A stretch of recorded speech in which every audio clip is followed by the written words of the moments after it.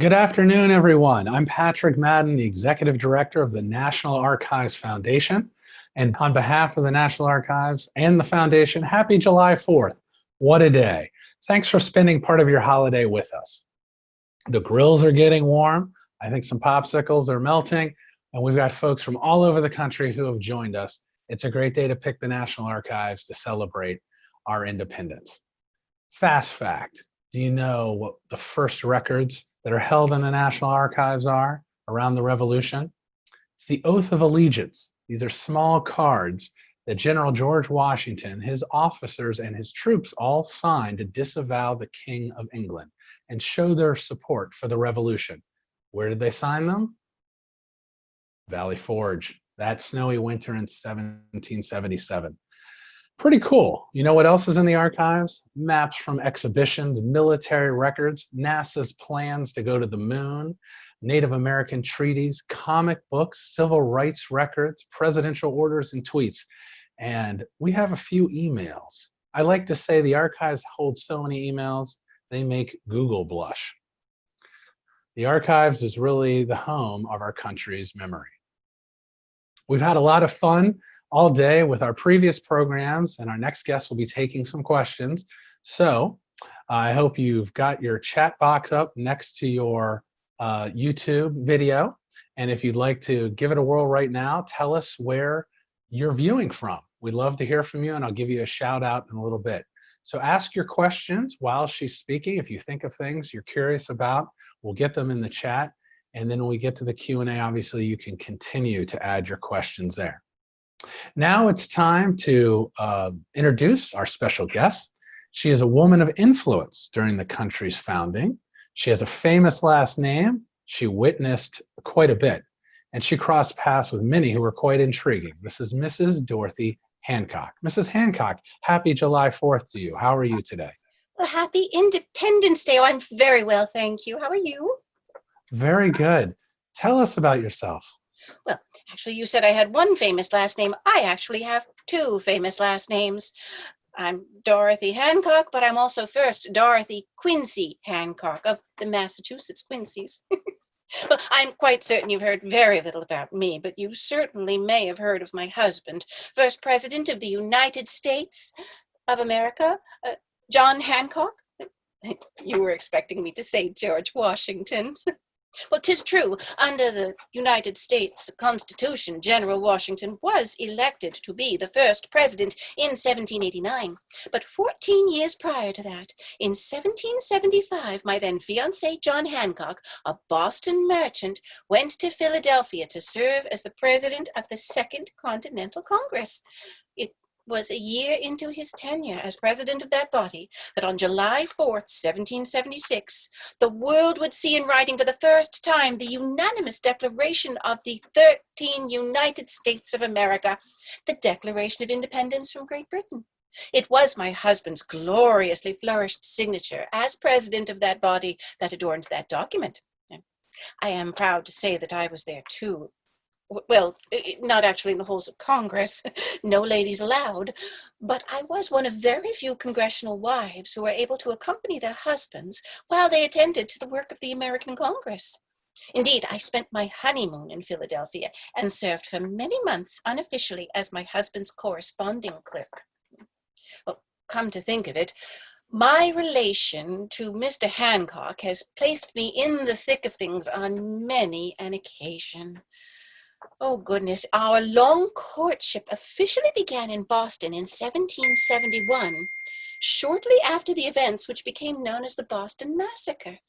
This coincided with his ever-growing participation in the movement to colonial self-determination, a move which I had grown up with.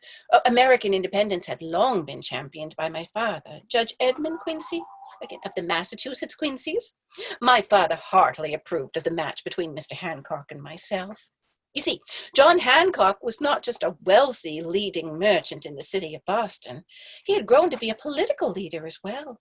He was so well thought of to the patriot cause that he was selected to give the annual Massacre Day commemoration speech on March 5th, 1774. He gave a public call to patriotic action, to fight against tyranny and unite as a people who would fight for fair treatment. Yeah. Some boast of being friends to government. I am a friend of righteous government, founded upon the principles of reason and justice, but I glory in avowing my eternal enmity to tyranny. Is the present system which the British administration have adopted in the colonies a righteous government, or is it tyranny? When the crowd assembled shouted, "Tyranny!" Patriotism is ever united with humanity and compassion. This noble affection which impels us to sacrifice everything dear, even life itself, involves in it a common sympathy and tenderness for every citizen, and must ever have a particular feeling for one who suffers in a public cause. Therefore, let us also be ready to take the field whenever danger calls. Let us be united and strengthen the hands of each other by promoting a general union among us. Much has been done by the committees of correspondence for this and other towns of this province toward uniting the inhabitants. Let them still go on and prosper. Much has been done by the committees of correspondence for the houses of assembly in this and sister colonies, for uniting the inhabitants of the whole continent, for the security of their common interest. I have the most animating confidence that the present noble struggle for liberty will terminate gloriously in America. Well, shortly after this speech, the same committees of correspondence of our sister colonies would indeed convene a Congress in Philadelphia. John's health prevented him from attending the first Congress, but he would be well enough to heed the call in the spring of 1775. He and I had an unofficial understanding by then, and as his betrothed, I lived within his household, but under the chaperoning wing of our beloved aunt, Lydia Hancock. As we all made preparations for his departure, his association and work with Sam Adams in the Massachusetts militia placed me in the position to witness what may now be considered the official start of our revolution, the shot heard round the world, the battles of Lexington and Concord. Warrant was issued for Mr. Hancock and Mr. Sam Adams. The British lobsterbacks hoped that with these two gentlemen they would also find a cache of weapons, powder, and a few artillery cannons the Americans had recently liberated from British control. We affectionately had named the cannon Hancock and one of the other ones Adams. Unable to meet in Boston, the Massachusetts Provincial Congress was assembled in nearby Concord. Mr. Hancock, Aunt Lydia, and I had all moved to the neighboring town of Lexington. We stayed at his childhood home, a parsonage there. Oh, but his childhood is a longer story for another day. On April 18th, we knew that the British had moved from Boston. By April 19th, Paul Revere and his company had sent the alarm through the countryside. "The regulars are coming! The regulars are coming!" The bells rang, and Mr. Hancock had prepared to stay and fight. Fortunately, on that occasion, Mr. Sam Adams had the cooler head which prevailed. He reminded my fiancé that the soldiering was not their business. They were now meant for the cabinet. Before the British arrived in Lexington, Hancock and Adams were on the road to Concord. As the redcoats marched into the village, I recall scurrying about the parsonage, helping to hide money and silver and anything of value. When the shots began, Aunt Lydia poked her head out the door, and a musket ball winged so close by her. But it landed harmlessly in the barn door. 2 wounded soldiers were brought to the parsonage, and we attended to them as best we could. They would live, but 6 other men from Lexington would not be so lucky. After the commotion abated, Mr. Hancock sent for Aunt Lydia and I to join him in Concord. He also reminded us to bring the fine salmon that was to be for supper that evening. So Aunt Lydia, myself, and the fine salmon were on the road to Concord. No sooner did we arrive than the alarm was up that the British were on their way to Concord. There was a spy in the ranks, but we knew not who. Either way, Mr. Hancock and Mr. Adams had to depart in haste again. They had not the time for supper in Concord, and while Aunt Lydia and I enjoyed that fine salmon in Concord, my poor fiancé suffered through a dinner of cold sausage and porridge in Woburn. As we counted our casualties, I wanted to return to my father's home in Boston. John forbade me to go, though, and I wanted to put my foot down by reminding him that we were not yet married, so I was not yet under his control. Eventually, he persuaded me that Connecticut was a much safer place for the time being. Even my father had made to flee Boston. The British officers were taking up residence in all the finest houses. John's, of course, among them. John made his way to Philadelphia for the early summer to begin his tenure as the president of the Second Continental Congress assembled there. He returned to Connecticut, though, and on August 28th we were married. Off we went on our honeymoon to Philadelphia. We would barely ever be apart again, though. John wanted to have been given the command of the army, but that honor went to General Washington. Again, Mr. Hancock was meant for the cabinet. Correspondence and coordination of all aspects of the Army, troop movements, materials, money, all needed to be approved by Congress, and a man of Mr. Hancock's considerable talents in management and logistics skills, skills he had learned in his trade as a merchant, were much needed at this time. I could be of great use to him, both as a wife and a clerk. You see, it was not until some months after this time that Mr. Hancock would keep an official clerk. I was for months engaged with my scissors, trimming off the rough edges of the bills of credit issued by Congress and letters signed by the President, packing them into saddlebags and addressing them to be sent to various quarters by use of the Army. Finally, in the late spring of 1776, the real question of independence was presented by Richard Henry Lee of Virginia. I'm not terribly political in my conversations, but we all knew John Adams had a hand in the resolve.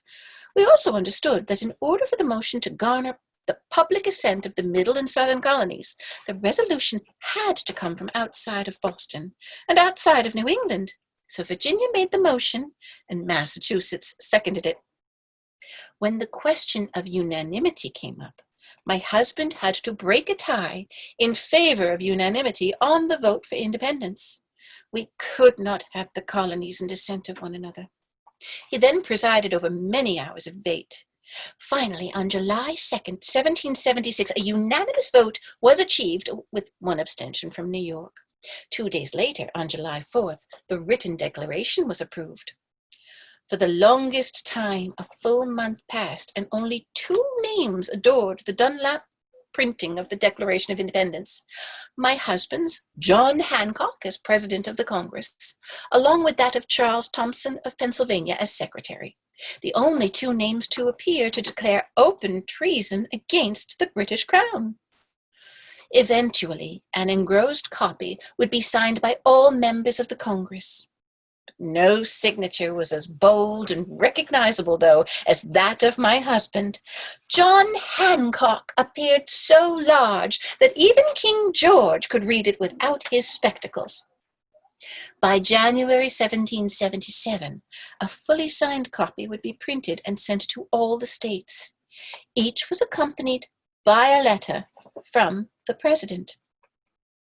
As there is not a more distinguished event in the history of America than the declaration of her independence, nor any that in all probability will so much excite attention of future ages, it is highly proper that the memory of the transaction, together with the causes that give rise to it, should be preserved in the most careful manner that can be devised, that it may henceforth form a part of the archives of your state, and remain a lasting testimony of your approbation of that necessary and important measure.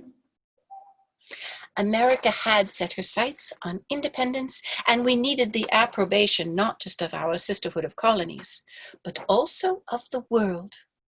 We would next need to secure 2 things. One was an agreement of confederation between the states, which heralded a central union.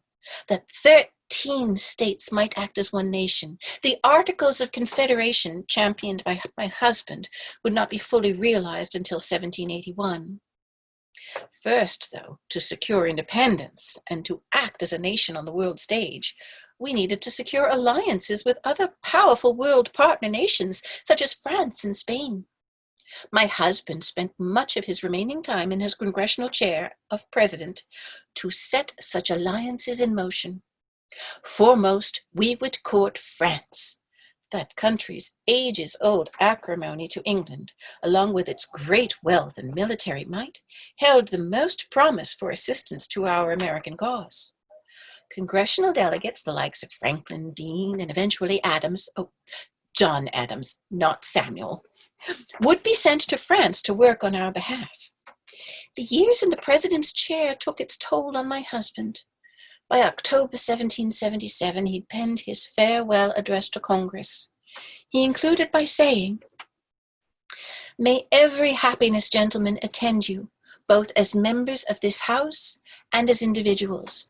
And I pray heaven that unanimity and perseverance may go hand in this House, and that everything which may tend to distract or divide your counsels be forever banished."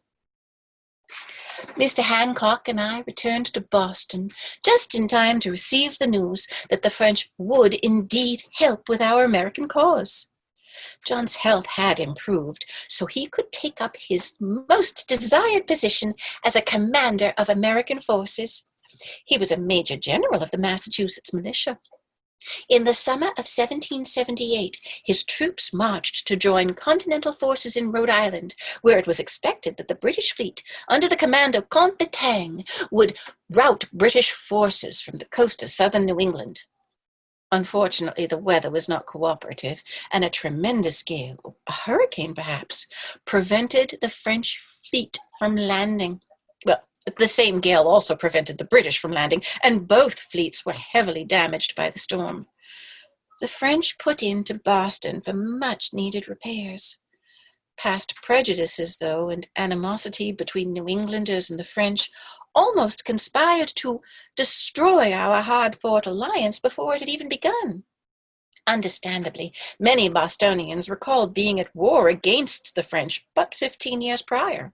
Then, though, they were subjects of Great Britain during the French and Indian War. There was also mistrust of papist settlements in our western reaches. We needed to move past these old animosities. If the American people were to throw off the yoke of British rule, we would need the French to help us, and therefore we would need to make friends. A somewhat unfair charge had been made that the French had abandoned the American forces off the coast of Rhode Island. Boston craftsmen were refusing to assist the French in rebuilding their damaged fleet. The French even had to cook for themselves.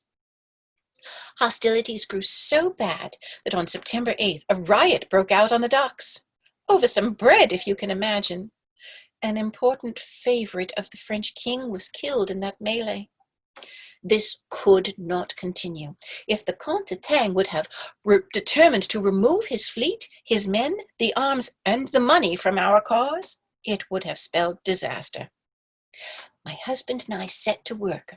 Every evening, we would invite French officers to our home for a fine dinner and engagement in conversation with our American friends. Each dinner averaged a cost of £300, a princely sum that John paid out of his own pocket, but one that he considered a necessary personal sacrifice and contribution to the cause of independence. We would prove to the French officers that Americans could indeed be civil, and we would also prove to our American associates that the French could and should be trusted as friends. In a particular response to that fateful French bread riot, we invited 30 officers and midshipmen for breakfast. Imagine my surprise when I was notified that there were 150 French soldiers on their way up to Beacon Hill. Well, we set to work. We spread 12 pounds of butter onto bread. I asked all of the neighbors to send cake, and I directed the dairymaids to milk every cow on the common. Mr. Hancock and I would make up the difference to their owners later. The Frenchmen ate voraciously. One sailor reportedly drank 17 cups of tea at the table.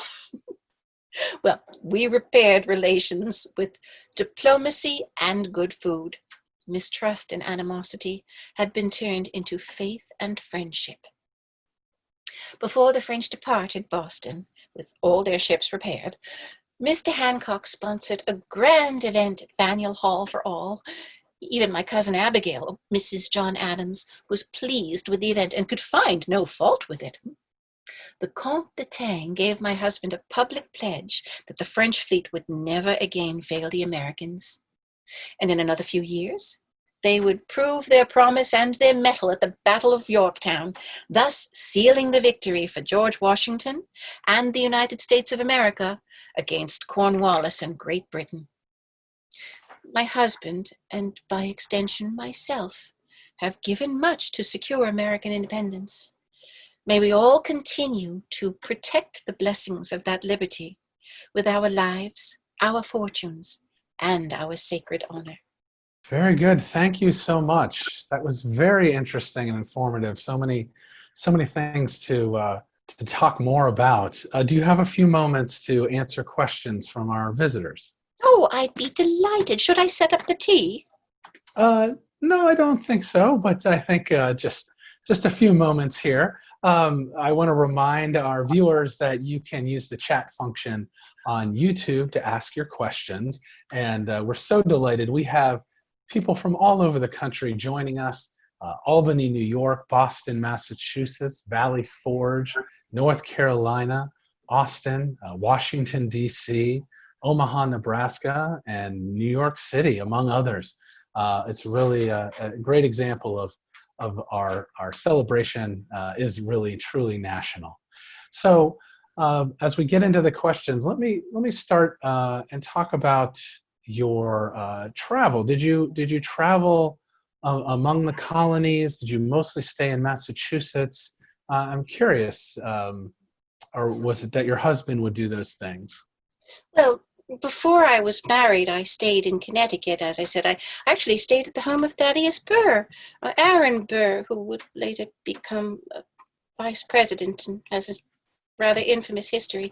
Actually, Aaron Burr might have been courting me and tried to steal me away from Mr. Hancock, but it was Aunt Lydia who prevailed in that, and she kept Mr. Burr separate from me at all costs. Anyway, when we married, as I said, I went to Philadelphia with my husband. I would very rarely be apart from him. It was only if I was unwell and unable to travel. There was a time when the Congress actually had to move to Baltimore. Baltimore was not as graceful a city as it might be in your day, and in that day, Baltimore was rather a difficult city to live in. But I did live there. I even had our first daughter there. But then the Congress had to move back. I had just given birth to a child, so I followed a few weeks later. But that's pretty much the extent of my travels. Philadelphia, Baltimore, and then back up to Massachusetts, where I pretty much stayed. I've never been off of these shores like my husband. My husband spent considerable time in London as the agent to his uncle's mercantile business, Thomas Hancock Company. Mm-hmm. And did your husband wish to be president of the United States? Oh, well, he would have liked that honor, but it was pretty much a foregone understanding that General Washington would again surpass all in that vote. He then hoped to be vice president of the United States, but he only received 5 votes. John Adams would prevail in that. So he would have liked to have a position of more importance, but at the time he also was governor of Massachusetts, which was a very important position. You mentioned Abigail Adams. Who were some of your other peers who we might know during that time? Oh, well, of course, the Otises of Boston and the Warrens of Boston, the Quincy's. I am of the Massachusetts Quincy's, which descend from the Quincy who signed Magna Carta. So I assure you, the Quincy family will never let anyone forget that important aspect of our history. So I've pretty much been socially connected my entire life, but it was truly my connection to my Aunt Lydia, who was a relative on my mother's side, who we made the connection to Mr. Hancock. And my father, you see, Judge Quincy, also was a very important man within Boston. And well, being a judge, of course, he had a position of importance. So his home was always a location of social gathering. And so I grew up basically knowing most of the important families, but I would say with the Warrens and the Otises and the Adamses, we were quite close. Mhm. Did you support your husband signing the Declaration? Were you concerned about your family's safety? Well, one is always concerned with family safety, but again, I grew up understanding the necessity of the patriotic cause. My father, again, Judge Quincy, he was an ardent patriot before the Stamp Act was even passed by Great Britain. He was calling for American independence back in the early 60s. So I completely supported the ideas of American independence. Mind you, again, I'm not terribly political, but I do have ears and I do have a mind of my own.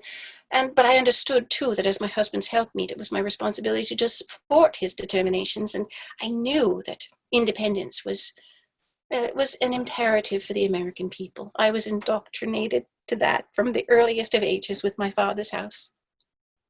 And you mentioned an interesting point about your background in women's voices.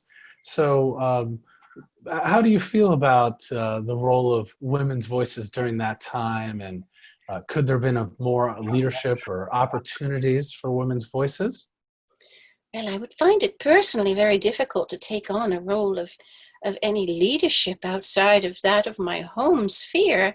I do consider my responsibility to be that of a wife, and I had hoped to be a mother to raise children to an adult age, but sadly, the good Lord didn't give me that opportunity, but that is always what we considered our destiny. I mean, I was well enough educated, but again, never terribly outspoken, not certainly like my cousin Abigail or like my friend Mercy Otis Warren.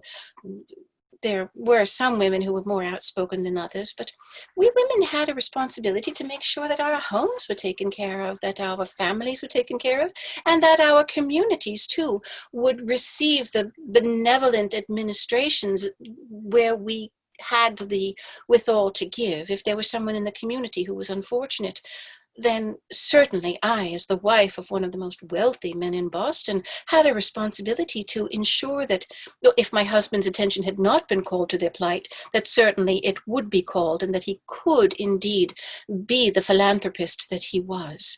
So there were other ways for women to reach out and become leaders within the community, in most part probably by keeping our attention to the homes and to the families in need. So other ways to exercise your influence. Right. Very good. Did your husband always sign his name so large on all documents? Well, actually, yes, that had become quite a habit. When he had began working for his Uncle Thomas, you see, my husband was an orphan, and his Uncle Thomas took him in at an early age. Uncle Thomas was a very wealthy man, Uncle Thomas and Aunt Lydia, and they had no children of their own, so they took in their nephew, John Hancock, and he became Uncle Thomas's agent in London, and he had many documents to work upon, and those documents needed to be legible. It was very important that one could read what was being sent, make everything so much more efficient. You don't want one mistaking the number 1,000 for 7,000 or something like that, you know. Mm-hmm. So he had excellent penmanship. He worked on that. And his signature became a source of pride. And yes, indeed, many of the documents that he signed for Congress during those years that he was president all had that wonderful flourish upon them. Very good. Well, it's quite famous through the ages, as you might be well aware. We're running out of time for this session. There's so many facets of history and this time in our country's founding that we didn't know about. So we appreciate you telling us about our young nation through your eyes. It was my pleasure to be here. Very good. Well, as we start to wrap up this session, some of our guests might have noticed that I have yet another wonderful shirt from the National Archives store. And you might be interested in some of our women's collection items. If you weren't on earlier, we have a terrific declaration shirt by an artist who's made a couple of adjustments to the declaration, and a wonderful scarf, not quite right for me, but right for the right person. And there is a John Hancock on here in a couple of spots. So if you're interested, the Archives store is available at archivesfoundation.org. All day today, we have a sale, 50% off the entire site. If you use the code LIBERTY50, that's the word liberty and the number 50 for 50% off. When you visit our website, I hope you'll take a look around at some of the other programs and activities that the Foundation supports in Washington, D.C. and around the country to help the Archives with its outreach work around the year, and consider membership in the Foundation. A special thank you to our sponsors, John Hancock and AARP. Without their support, July 4th at the National Archives wouldn't be possible. And I want to give a special thanks to our members who support us throughout the year. Hopefully you'll tune in for our next and last educational program featuring Brad Meltzer, he's an amazing author, and Chris Iliopoulos, who's a terrific illustrator. They've teamed up for years on a series of books called I Am: How Ordinary People Change the World. Brad's going to talk a little bit about those historical figures that he's featured. Chris is going to draw them live, and then he'll tell you to go get your pen and marker, and he's going to show you how he does his illustrations and how you can too. These guys are a blast, so I hope you'll tune in. On behalf of the National Archives and the National Archives Foundation, thanks again for spending part of your day. And as you're waiting for Brad and Chris to come up at the top of the hour, don't forget us online. Hit us up on social media using the hashtag ArchivesJuly4. Until our next program, wave your flag, enjoy your patriotic day, and happy July 4th.